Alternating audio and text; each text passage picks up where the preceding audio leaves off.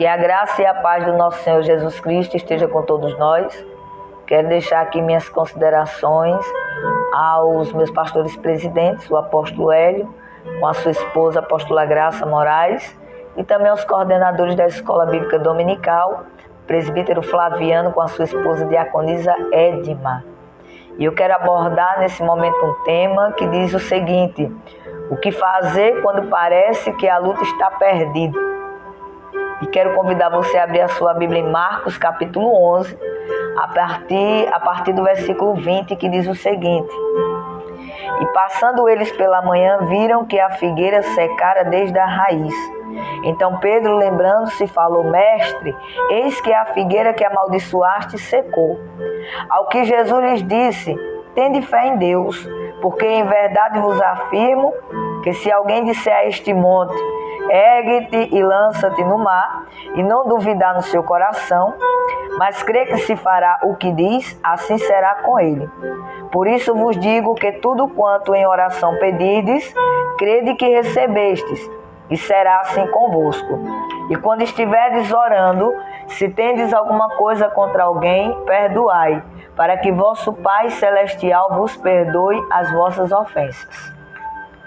O que fazer quando parece que a luta está perdida? Nesses últimos dias, grande tem sido as aflições no mundo e na vida do cristão também. Grande tem sido as tribulações, as lutas. Mas o que fazer quando parece que a luta está perdida? Nós acabamos de ler aqui um texto aonde dá referência a uma figueira que Jesus havia amaldiçoado. Mas a Bíblia diz aqui que Pedro, ele foi testemunha de quando Jesus ele chegou para essa figueira ao procurar frutos e não encontrar. Ele lançou uma palavra contra aquela figueira. E ele disse que ela jamais ela produziria frutos.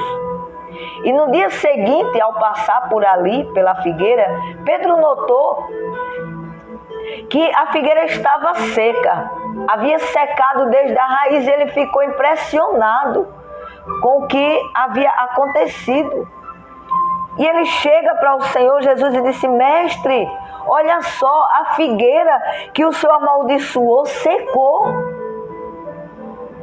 E o Senhor Jesus, ele, através disso, através da figueira, ele começa a ensinar aos seus discípulos a respeito do poder da fé.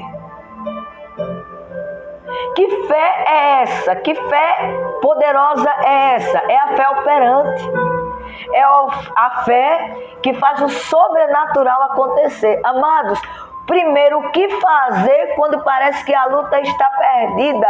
O que se deve fazer? Nós devemos exercer a fé. A nossa fé em Deus. Ele chega, o Senhor Jesus, no versículo 22, diz para Pedro: Pedro, primeiro é necessário somente para que algo extraordinário aconteça, para que algo sobrenatural aconteça, primeiro, tende fé em Deus. Tem luta, amados, que para nós vencermos, tem situações que para nós vencermos, nós precisamos exercer a nossa fé, porque tem situações que só Deus é que pode fazer. E é justamente quando nada está dando certo, ou quando tudo parece perdido, através do exercício da nossa fé, é que Deus entra para operar, é que Deus, ele age operando com o seu sobrenatural. Então, o que nós aprendemos com essa palavra aqui, o que nós estamos passando, seja a dificuldade que for, seja o que nós estivermos vivendo, mesmo que seja difícil ou impossível, nada está perdido, porque tudo é possível àquele que crê. O Senhor disse: tende fé em Deus. Como vencer as lutas? Primeiro, nós temos que exercer a nossa fé em Deus. Que fé é essa? Que fé poderosa é essa? É a fé, amados, aonde nós depositamos a nossa total confiança no Senhor, crendo e tendo a convicção, a certeza de que Ele já está agindo em nosso favor.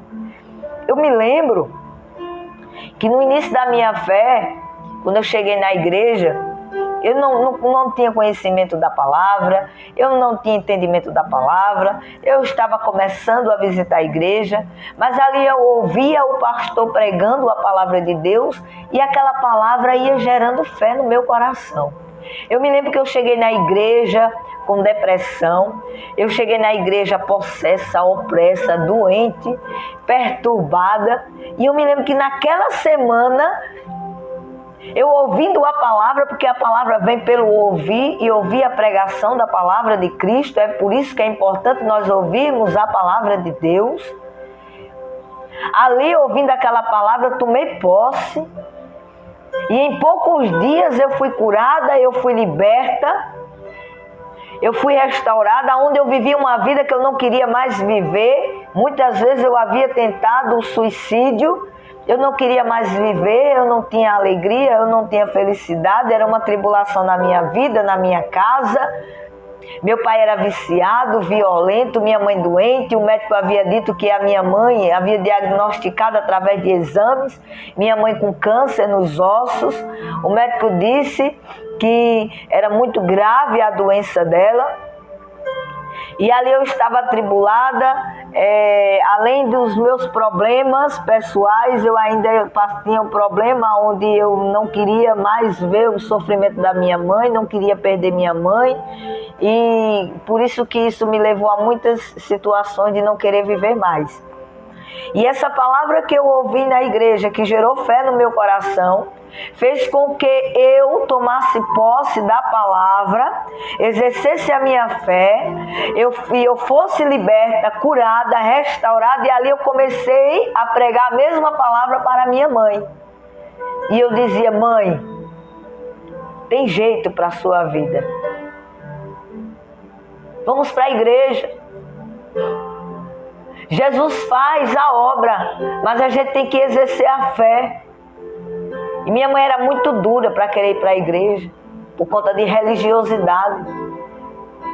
Mas um dia ela disse assim: eu já tentei de tudo, não custa nada eu tentar ir à igreja para ver se lá, esse Jesus que você fala, ele me cura. Amados, pode ter certeza que minha mãe foi para a igreja. Glória a Deus que eu consegui levar minha mãe para a igreja. Lá minha mãe entregou a vida para Jesus. O milagre aconteceu. Os sintomas que ela sentia, ela passou a não sentir mais naquela semana. Todo esse processo em poucos dias, na minha vida e na vida dela. Ela não sentia mais aqueles sintomas. Ela chegou para mim e disse: eu creio que eu estou curada, porque eu não sinto mais nada. E o pastor mandou ela fazer novos exames, e ela fez novos exames. E para a glória de Deus, os exames constavam que ela estava curada, sarada. Mas por que, amados, nós exercemos a nossa fé? O que fazer quando parece que a luta está perdida? Primeiro, exerça o poder da fé. O que fazer? Exercer a fé, amados. Eu exerci a minha fé e fui curada, fui liberta, fui restaurada. Eu exerci a minha fé, ganhei minha mãe para Jesus e ela foi curada, ela foi restaurada. Isso no ano de 1993. Nós estamos em 2021 e minha mãe está curada até hoje e liberta.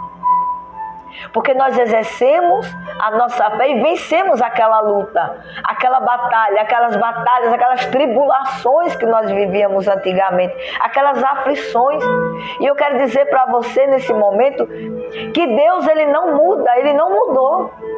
Malaquias capítulo 3, versículo 6 diz: eu, o Senhor, não mudo. Hebreus capítulo 8, 13, ou é 13, 8, diz: Jesus Cristo é o mesmo ontem, hoje e será eternamente. Ou seja, Deus, Ele não muda. Deus é imutável. Como Ele operava antes, no passado, Ele continua operando hoje. Há 28 anos atrás, o Senhor Jesus me fez vencer. O Senhor Jesus fez a minha mãe vencer aquelas tribulações, aquela luta. E até hoje nós contamos esse testemunho, porque nós exercemos a nossa fé. O Senhor Jesus chega para Pedro e diz: tende fé em Deus. Primeiro, para que algo sobrenatural aconteça, primeiro nós devemos ter fé em Deus, exercer nele a nossa fé. Segundo, no versículo 23, porque em verdade vos afirmo, que se alguém disser a este monte, ergue-te e lança-te no mar, e não duvidar no seu coração, mas crê que se fará o que diz, assim será com ele. Como vencer uma luta que parece que está perdida? Além de exercer a nossa fé, segundo, nós devemos, no versículo 23, determinar, decretar e ordenar ao problema. Quando o Senhor Jesus diz assim, olha, se você afirmar, se você disser, se você ordenar para este monte, dizendo, ergue-te e lança-te no mar. O monte aqui, o que significa, amados? Na cultura judaica, lá é uma expressão. Essa questão aqui do monte, era uma expressão onde eles relacionavam monte a problemas. Quando surgia um problema que era para ser resolvido, eles chamavam aquele problema de monte. Então veja bem, quando surgia um problema, ou seja, um monte, o que deveria ser feito com aquele monte pela fé? Deveria ser dado o quê? Uma ordem, uma palavra, ordenando que aquele monte se erguesse, se lançasse no mar. Então, qual é o monte que se levantou diante de você, que tem se levantado? Qual é o monte que está diante de você? O Senhor Jesus disse, tende fé em Deus, exerça a sua fé no Senhor e depois dê ordem a esse monte pela fé. Determine a esse monte que se levantou diante de você para impedir a sua vitória, para impedir de você vencer. Em segundo lugar, dê ordem. Diga a este monte, erga-te e lança-te no mar. E não duvide no seu coração, mas creia que se fará o que você diz, e assim será. Queridos, como vencer uma luta, uma batalha? Como vencer diante de uma grande tribulação? Porque, amados, existem situações que nós temos a capacidade de resolver, de solucionar, de trazer solução. Mas existem situações que a gente não pode fazer mais nada. Mas nós servimos a um Deus que pode fazer por nós. E é justamente nesse momento que Ele entra. Agora eu gostaria que você meditasse, que você refletisse na sua própria vida e agora você começasse a pensar no que você está vivendo, passando ou enfrentando. Qual é o monte que você tem enfrentado, encarado? E mediante essa palavra, comece a exercer a sua fé e dar ordem para que esse monte saia da sua frente hoje, no nome de Jesus. O que fazer quando parece que a luta está perdida? Em terceiro lugar, o Senhor Jesus diz, por isso vos digo que tudo quanto em oração pedides, crede que já recebeste e assim será.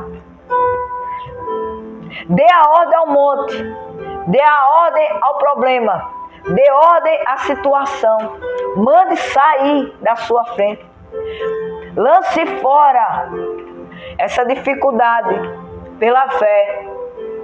E a Bíblia diz aqui, orando, crendo que já recebeu. Não é que vai receber, é que já recebeu e assim será. A Bíblia fala que a fé é a certeza, lá em Hebreus 11, versículo 1, a fé é a certeza das coisas que se esperam. É a convicção de fatos que não se veem. A fé é a certeza.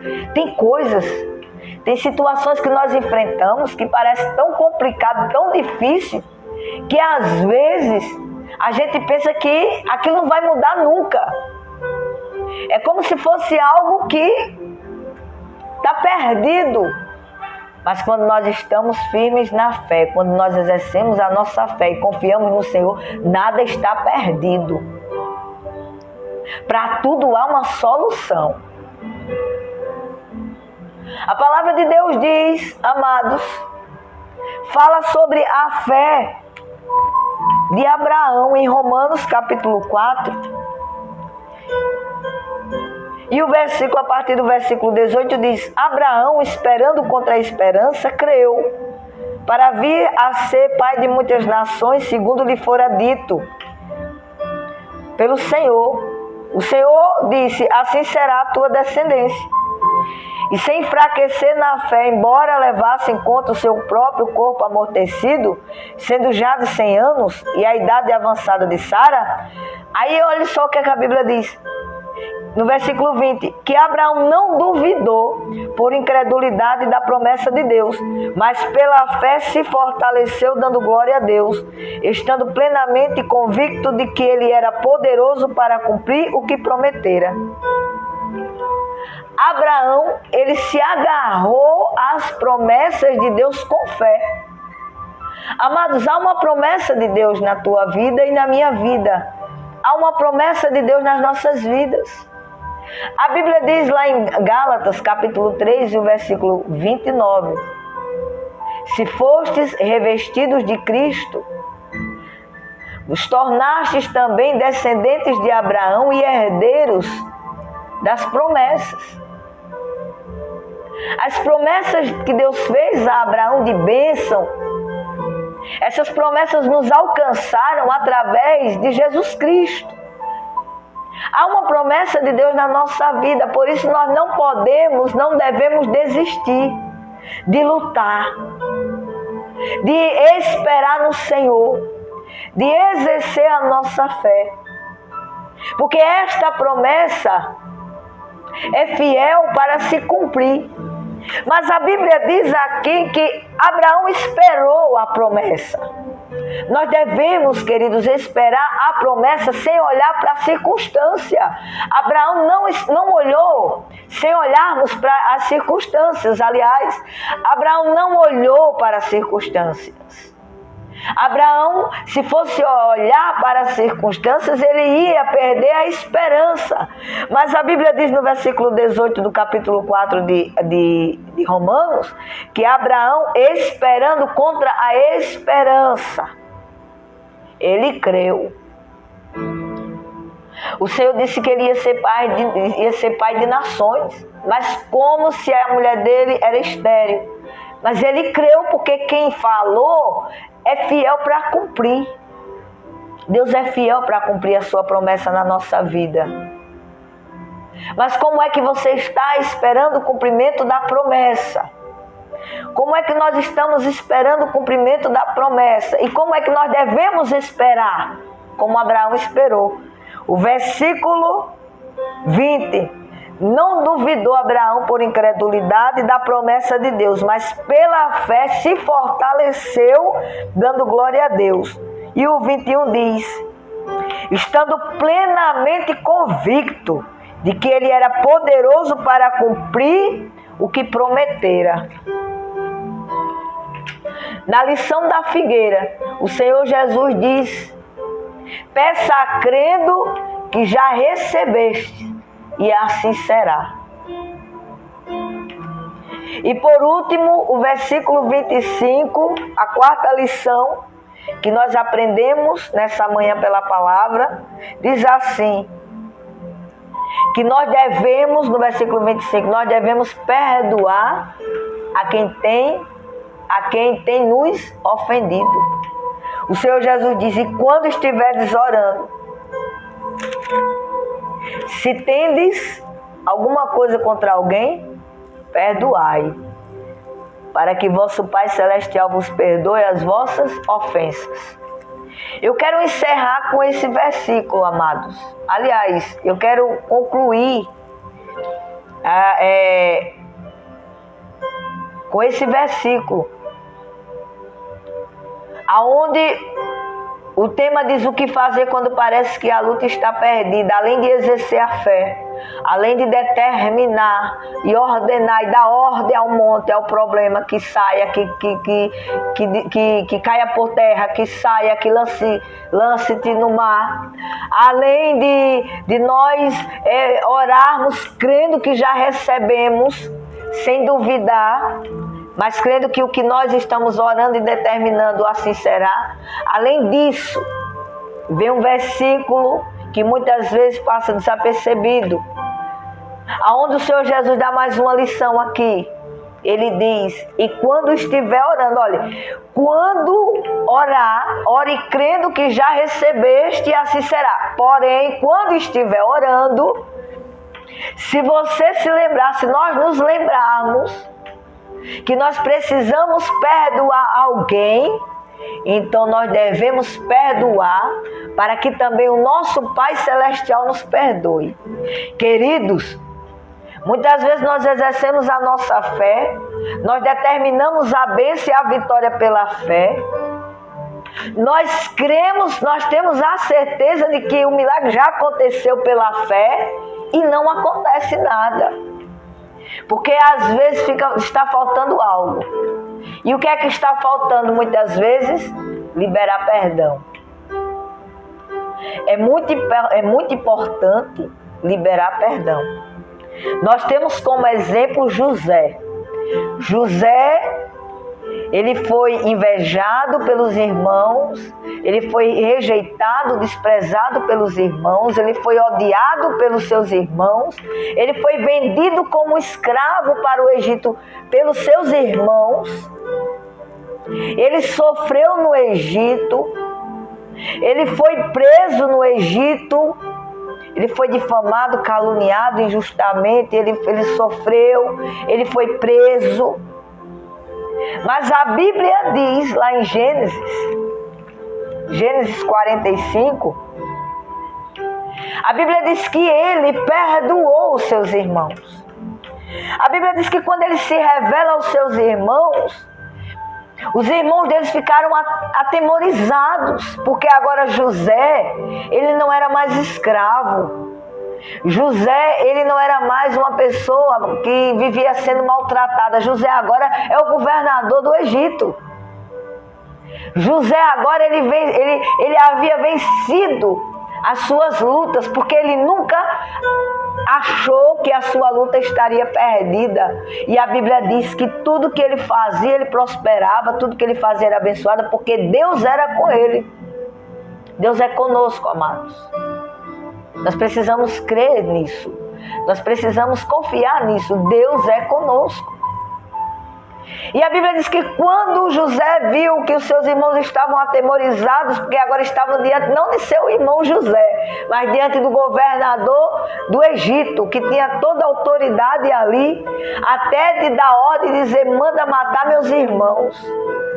Mas ali José chega para os seus irmãos e diz, não vos entristeçais, nem vos irriteis contra vós mesmos, por me haverdes vendido para aqui, porque para a conservação da vida Deus me enviou adiante de vós. O versículo 8 diz assim, assim não fostes vós que me enviastes para cá, e sim Deus, que me pôs por pai de Faraó e senhor de toda a sua casa, e como governador de toda a terra do Egito. José, além de perdoar os seus irmãos, ele viu o propósito de Deus em tudo que ele passou. Amados, tudo que nós passamos, Deus usa aliás, Deus usa para cumprir o seu propósito. Tudo que nós passamos e enfrentamos, seja de bom ou de ruim, Deus usa tudo para cumprir o seu propósito. Tudo que José passou, tudo que os irmãos dele fizeram contra ele, José viu propósito em cima disso, porque a Bíblia diz que todas as coisas cooperam para o bem daqueles que amam a Deus. Tudo que José enfrentou, ele entendeu, ele percebeu que havia propósito, por isso que ele perdoou. Ele disse: não foram vocês que me trouxeram para cá, mas o Senhor foi que me trouxe. Houve perdão. Queridos, muitas vezes nós enfrentamos situações, porque muitas vezes nós nos esquecemos que nós precisamos liberar perdão a quem nos tem ofendido. O Senhor Jesus deixou algumas lições. Ele disse: olhe, amai os vossos inimigos. Ele não disse que era para odiar os inimigos. Ele disse: na lei de Moisés foi dito, olho por olho, dente por dente, que tinha que vingar o inimigo. Mas eu vos digo: amai os vossos inimigos e orai pelos que vos perseguem, para que o vosso Pai Celeste vos perdoe também. Amados, Deus, Ele não ouve oração de pecador. O que separa o homem de Deus é o pecado. A falta de perdão é pecado. A mágoa, o ressentimento, tem que haver uma cura, tem que haver uma libertação. A mágoa, o rancor, o ódio, é pecado. Isso muitas vezes nos impede de recebermos a vitória, a bênção do Senhor. O que tem impedido muitos cristãos de serem vitoriosos e abençoados é a falta do perdão, muitas vezes. Uma vez, eu odiei o meu pai biológico. Ele era viciado, ele era violento. Eu cresci em um lar desestruturado, onde eu via a minha mãe sendo espancada, onde eu via palavras terríveis, onde eu vivi coisas traumáticas. Tudo isso gerou em mim um ódio, uma revolta contra o meu pai. E isso foi crescendo até gerar uma raiz de amargura. E uma vez eu cheguei na igreja do Evangelho Pleno e me firmei para a glória de Deus, estava me reconciliando com Jesus. E quando foi no meu primeiro retiro espiritual, o meu pastor presidente, que não me conhecia, Deus usou ele, e ele falou naquele retiro: existe uma jovem aqui no nosso meio que precisa perdoar seu pai. E eu quero convidá-la aqui à frente. E amados, por eu estar na igreja e não desejar mais o mal a meu pai, porque eu desejava que ele morresse, que eu desejava tanta coisa ruim contra o meu pai, e eu tinha parado de desejar o mal, porém ele não entrava em mim.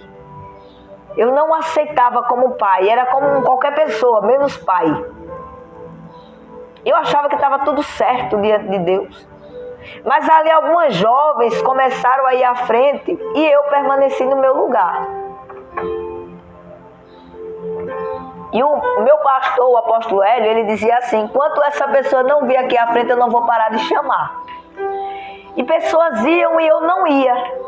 Ele disse: eu vou ter que apontar o dedo para essa pessoa, porque essa pessoa precisa liberar o perdão para o pai dela, porque hoje o Senhor quer libertá-la desse mal.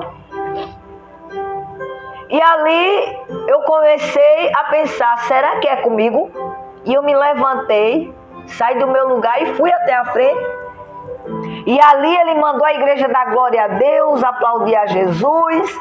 E realmente a pessoa que o Senhor estava chamando à frente, porque quem chamou foi o próprio Deus, era eu, amados. E ali ele mandou com que uma pastora que estava ali ministrasse em minha vida. E ali Deus usou aquela pastora para revelar tudo o que eu havia passado desde a minha infância. E ali eu comecei a chorar. E ali ela começou a dizer: declare com a sua boca, eu perdoo meu pai, eu amo meu pai. E eu chorava e eu dizia: eu não consigo, porque eu não quero, eu não posso perdoar o meu pai. Pelo que ele me fez, seria injusto eu perdoar ele. E ela dizia: Deus manda perdoar, declare. E foi uma batalha terrível contra mim mesma para dizer e declarar: eu perdoo meu pai. Ela disse: declare mesmo que você não sinta. E eu declarava: eu perdoo meu pai, chorando. Era uma dificuldade terrível para dizer eu perdoo. E ela disse: agora diga eu amo. Eu digo: eu não amo. E ela dizia: declare eu amo. Eu disse: mas eu não amo. Ela disse: comece a declarar até você sentir o amor pelo seu pai.